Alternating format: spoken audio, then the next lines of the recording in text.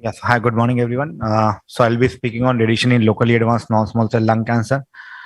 So the flow of my talk after the chemotherapy and the surgery will be how to select the patient who are best suited for the concomitant chemoradiation therapy.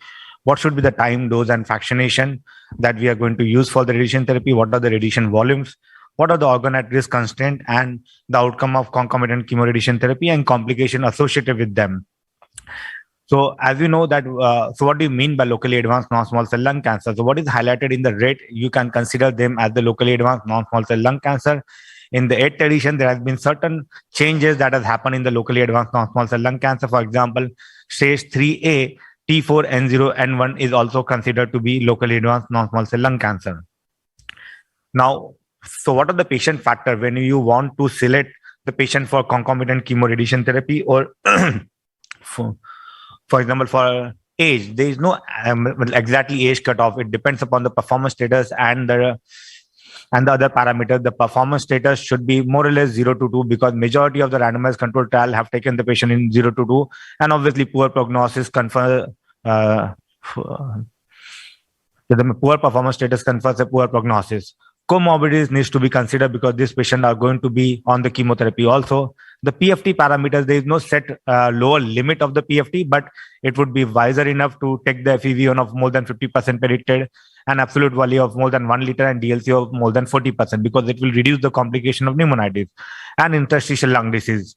The only thing that the radiation oncologists are most feared about is the interstitial lung disease because in this particular group of patients, the rate of radiation-induced pneumonitis will be much, much higher as compared to the normal lungs. The tumor factor, the T stage needs to be considered. For example, T3 is not only about the size, about the collapsed lung, also T4, the nodal status, especially so with respect to the location and the laterality of the primary tumor, the nodal status make an impact as far as the radiation planning is concerned. The size of the tumor as well as the PTV volume, because it has been shown that more than 700 cc of the tumor volume confers a bad prognosis, and the collapse of the lung. If you're having a collapsed lung, then the major airways are involved, and then the chances or the probability of radiation pneumonitis or other complication are slightly higher. The treatment factor, the motion management in radiation therapy is very essential. If you do not have the motion management technique, then it would be very difficult for you to assess the motion. The linear accelerator should be used and not the telecobolt for the treatment planning. The planning system should have the tissue heterogeneity correction because it can overestimate the dose, and you can really underdose the target in reality. The pulmonary rehabilitation in consultation with the pulmonologist are very important because this patient will need pulmonary rehabilitation before the start of concomitant chemoradiation therapy as well as afterwards. Now, so whether we should do the radiation alone or it should be combined with chemotherapy, there are various phase 2 and phase 3 randomized control trials which have shown that the combination therapy has a better overall survival as compared to radiation alone.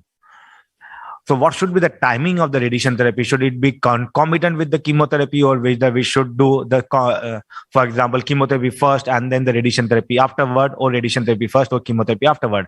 So this meta-analysis based on 5 randomized control trials have shown that the 5-year overall survival benefit is approximately 5% when you both, so when you combine the chemotherapy and radiation therapy simultaneously. Now, so when I am speaking about the motion management, as you can see on the left-hand side of the picture, that the tumor is a static force when you do a free breathing CT scan, but in reality, the tumor is moving. As you can see, the tumor is moving approximately to 3 centimeter in the craniocaudal direction. So you need to increase the volume, you need to take into account the motion, and there are various motion management techniques that are available. I will not go into the details of all of this. First one is the motion encompassing technique. For example, the 4-dimensional CT scan, forced shallow breathing like the abdominal compression method, breath hold technique like the ABC, the respiratory gating and respiratory tracking. Every institute will not have all the 5 techniques. So whatever the technique and modality is available at the institute, you should be comfortable with that and you should produce their own result. Now coming to the radiation technique, whether we should all do the IMRT or all the 3D CRT is acceptable. There is no randomized control trial, but there is a secondary analysis of RTOG 0617, so which have shown that there is no outcome difference between the 3D CRT and IMRT. The overall survival and progression-free survival are more or less the same. But if you see the target coverage and the conformity, it is much better in the IMRT arm, and it also reduces the rate of the pneumonitis as well as the heart doses. So if you have the technique available of IMRT, it is preferable to use the IMRT. It's just to reduce the toxicity to a very significant extent. Now, so what are the radiation volume that we talk about in the radiation therapy planning of locally advanced non-small cell lung cancer? Here you can see in the pictorial diagram that the GTV is the gross tumor volume. Whatever is the radiologically visible tumor or the node, then you should consider that as a gross tumor volume. There is no role of elective nodal irradiation. You should only cover whatever the gross node which is pathologically proven or radiologically suggested to be involved. You should account for the tumor motion in the IGTV. Then you can have a clinical target volume of approximately 5 to 7 mm. So depending upon the histology, that you need to account for the microscopic disease which are not easily visible on the radiology. And then there's a planning target volume which will take into account the daily setup uncertainties, and the prescription should be done to the planning target volume.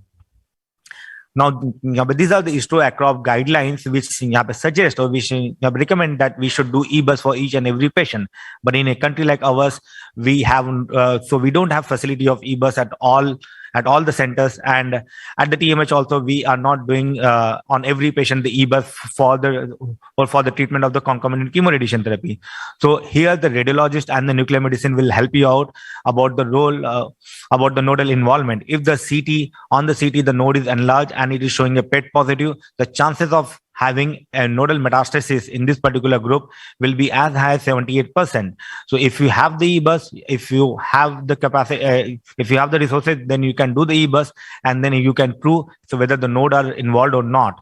If the nodes are involved, then you can take them into the radiation therapy volume. If the nodes are not involved, then you can exclude them because it will reduce your toxicity. Now, what about the dose and fractionation? Till the published result of RTOG 0617, there was a lot of debate about the radiation therapy dose escalation beyond the standard dose of 60 to 66 gray in 30 to 33 fashion.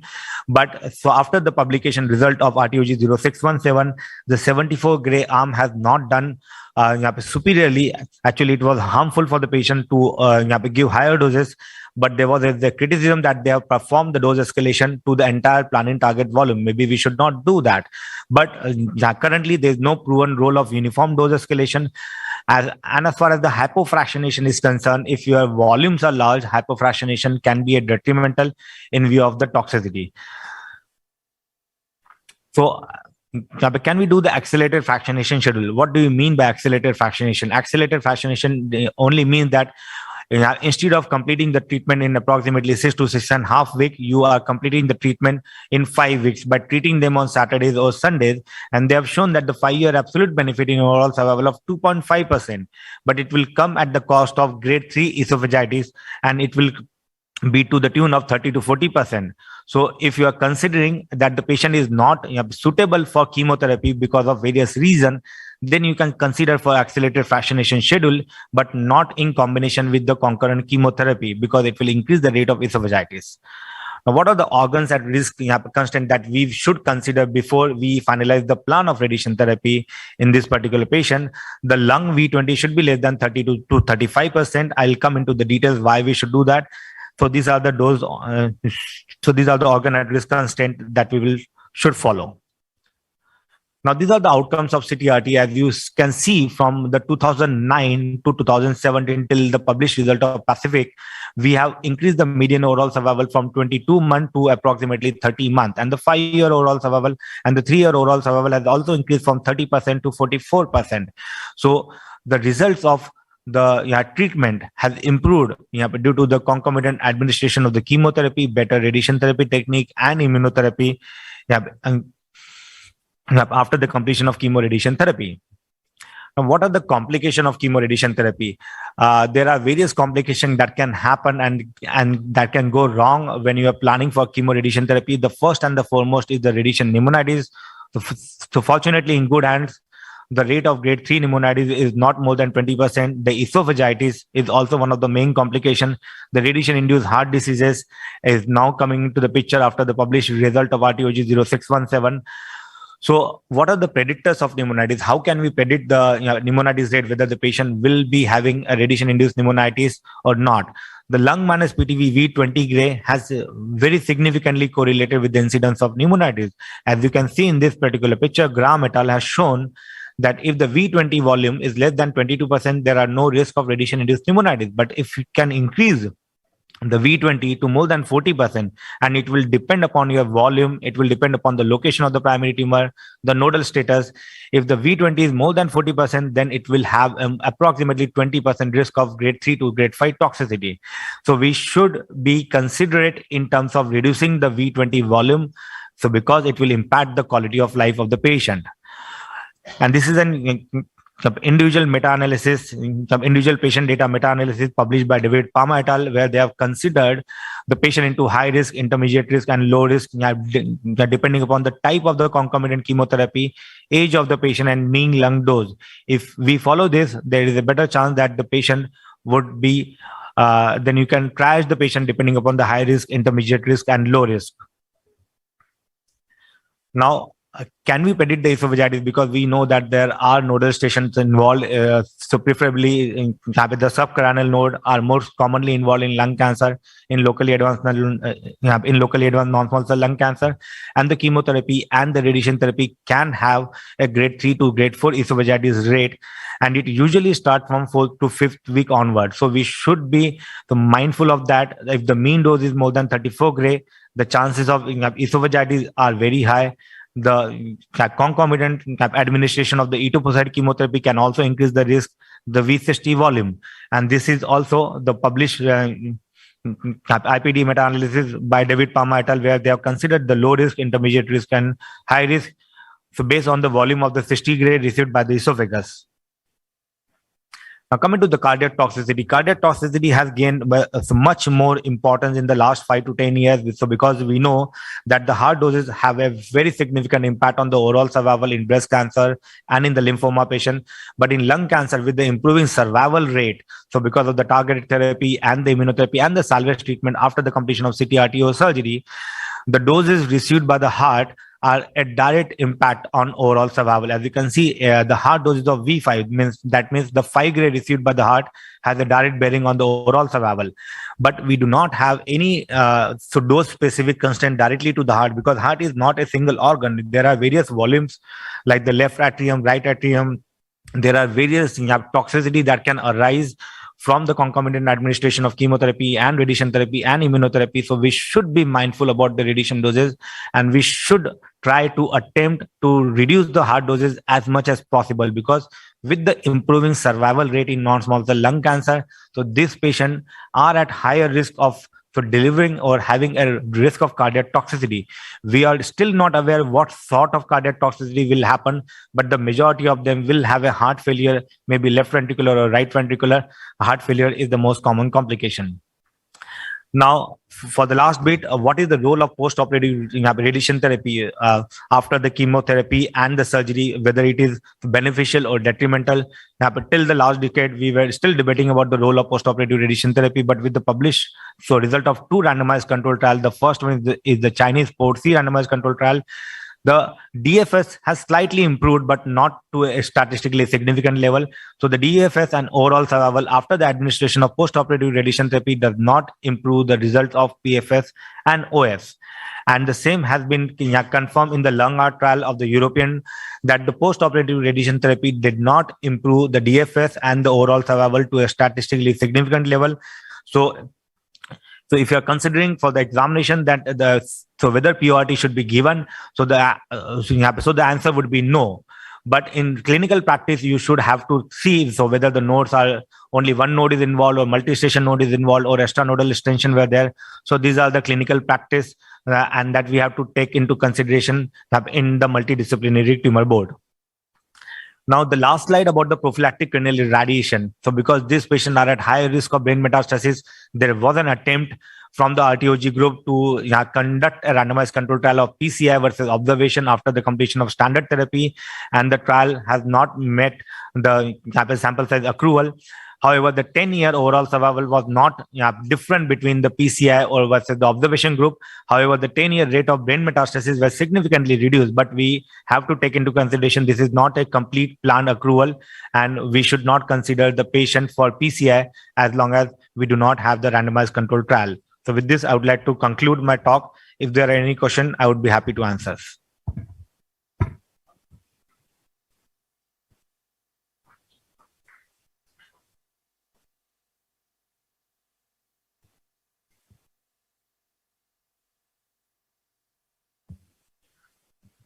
Hi, Anil.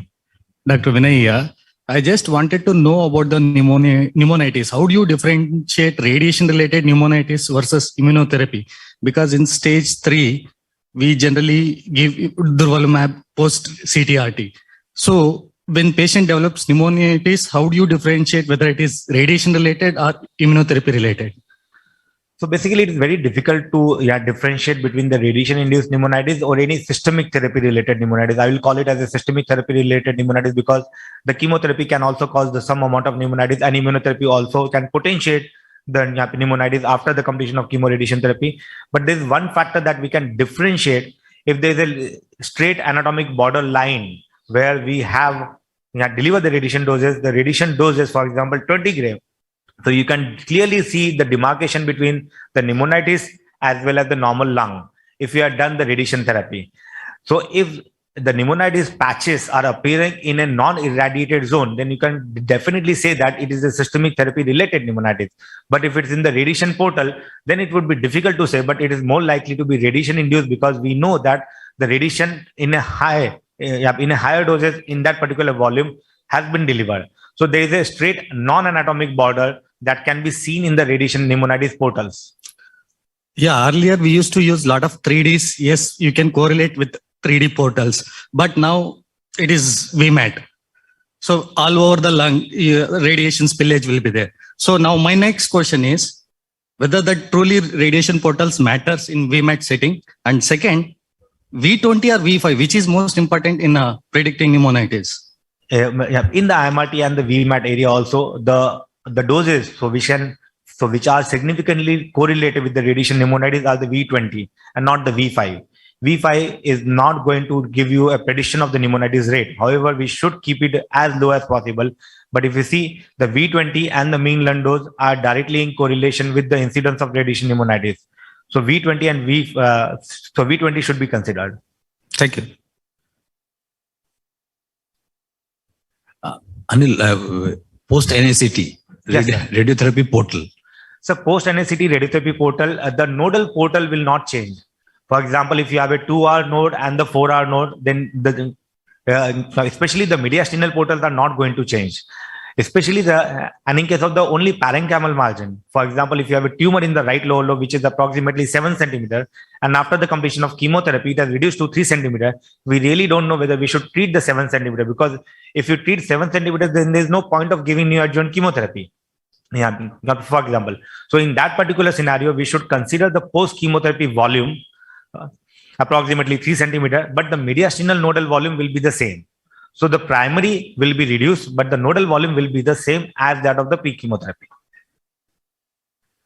Thank you. I think Sabita is not there. Maybe Priya can take this question. Post NACT surgical margin, same, different?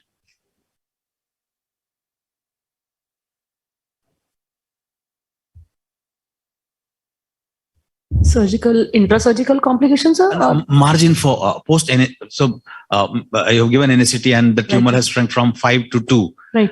Does the margin change or it remains same, especially the bronchial one? So if you're converting it to something like a sleeve resection, we would do with a little less maybe, but which has to be negative on frozen. But other than that, if it is planning to be a lobectomy, it still doesn't make a difference. So yes, that's one advantage of giving NACT. We can potentially convert a pneumonectomy maybe to a sleeve resection or something. In that in that case, yes, it does make a difference, but the frozen has to be negative. Thank you. Thank you both. Yes. Thank you.